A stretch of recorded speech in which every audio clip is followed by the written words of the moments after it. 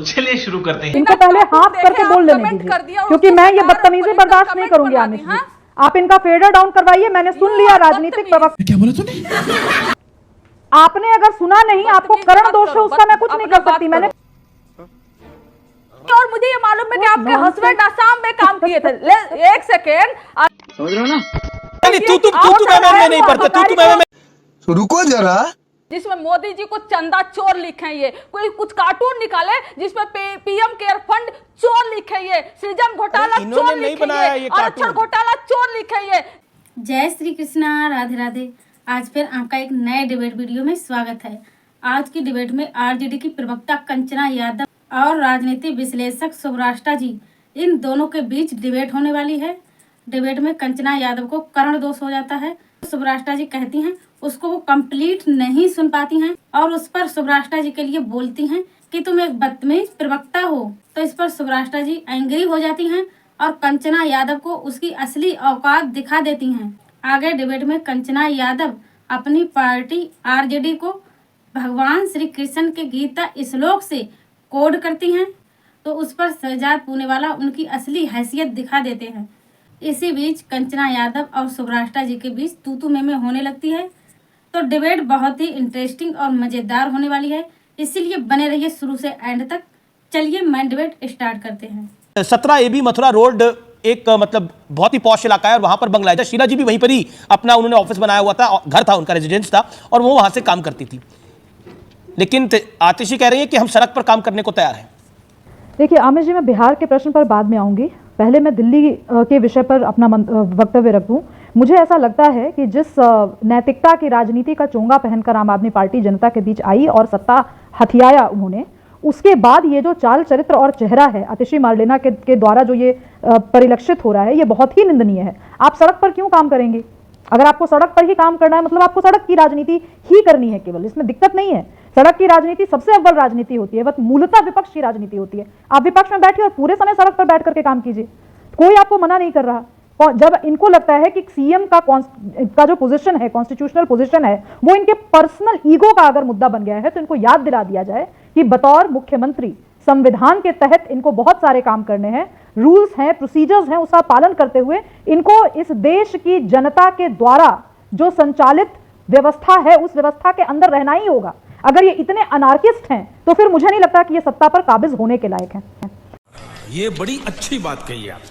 जहां तक बिहार की बात है, आमिर जी, मैं बहुत गर्व के साथ ये कहना चाहती हूं कि 2015 असम चुनाव का जो कैंपेन हुआ था, वो देश में पहली बार था जब किसी ने कार्टून को होर्डिंग्स पर लगा करके राजनीतिक कम्युनिकेशंस में एक मिसाल कायम हुई थी, और वो काम हम लोगों ने किया था। तो ये चूंकि मैंने खुद पोस्टर्स नहीं देखे हैं, इसीलिए मैं उस पर कमेंट नहीं करूंगी।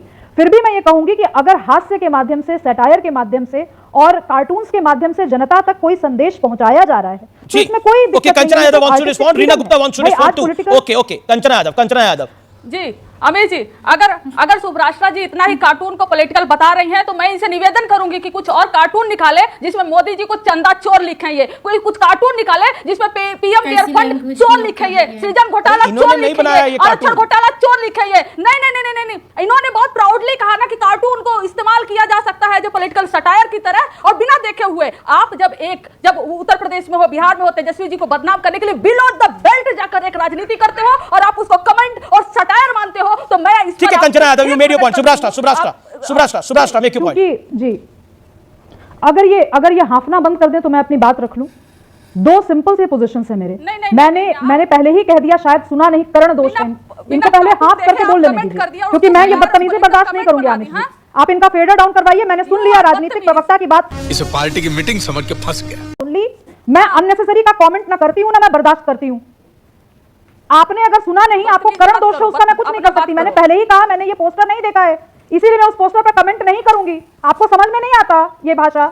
दूसरी चीज, बिना पोस्टर देखे, माननीय नेता लालू प्रसाद यादव जी पवन कार्टून करके, पवन टून्स करके आमिर जी, एक सेकंड, मेरा निवेदन है, कंचना आपने अपने विषय को रखा, आपने 1.5 मिनट 2 मिनट बोला, उसके बाद फिर आपने 1 मिनट बोला, उससे आपने अपनी लगातार बात को बोला, 7 मिनट से आप बोल रही हैं। ओके, सुब्राष्ट्रा प्रसाद यादव जी उनका बहुत सम्मान करते थे।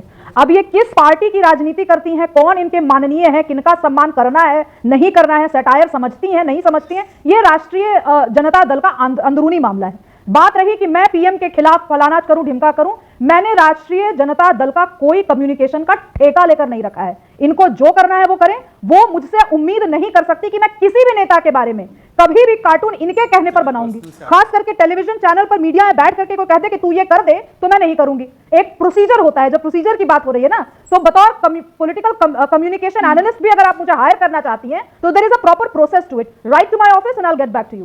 ओके, जवाब कंचना 30 सेकेंड। अगर आप चाहती हैं कि वो आपका कम्युनिकेशन हैंडल करे तो यू शुड अप्रोच हर। कंचना यादव नहीं, वो सॉरी, हमारे पास बहुत एलिजिबल लोग हैं और हमारे लिए वो आरजेडी के लोग एलिजिबल नहीं है। आपसे माफी मांगना चाहती हूँ। Next time best of luck. Next time try करिएगा, हम आपको हायर कर लेंगे। लेकिन आपने आसाम की बात की और मुझे ये मालूम है कि आपके हस्बैंड आसाम में काम किए थे।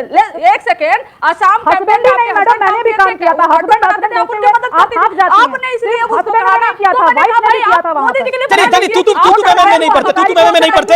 वाह दीदी, दीदी वाह दीदी।